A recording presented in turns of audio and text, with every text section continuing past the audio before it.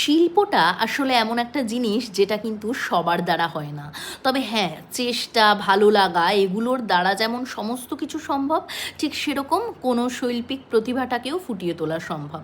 কিন্তু মানুষের মধ্যেই যদি এই ইচ্ছাটাই না থাকে, মানুষের মধ্যে যদি এইরকম কোনো ইচ্ছাগত একটা তাড়না না থাকে, তাহলে কিন্তু সে কোনো দিনই সেই রকম সুন্দর করে ঘরবাড়ি সাজিয়ে নিতে পারবে না। তবে হ্যাঁ, এখনকার এই ট্রেন্ডিং যুগে মানুষ কিন্তু সবাই সবাইকে কপি করে অনেক কিছু করছে, কিন্তু কপি করে না বেশি দিন চলা যায় না। মানুষের ভেতরকার ইচ্ছা বা অন্তর্জাত যদি কোনো গুণ থাকে, তবেই কিন্তু সেটা চিরস্থায়ী হয়। আমার তো এটাই মনে হয়। কপি করে কোনো কিছু অনুকরণ করে কখনোই চলা যায় না। তবে হ্যাঁ, মানুষকে দেখে শিখে যদি নিজের ভেতর থেকে সেই জিনিসটা জেগে ওঠে, তবে কিন্তু কখনো আর কপি করতে লাগে না, নিজের মতোই সব কিছু করা যায়।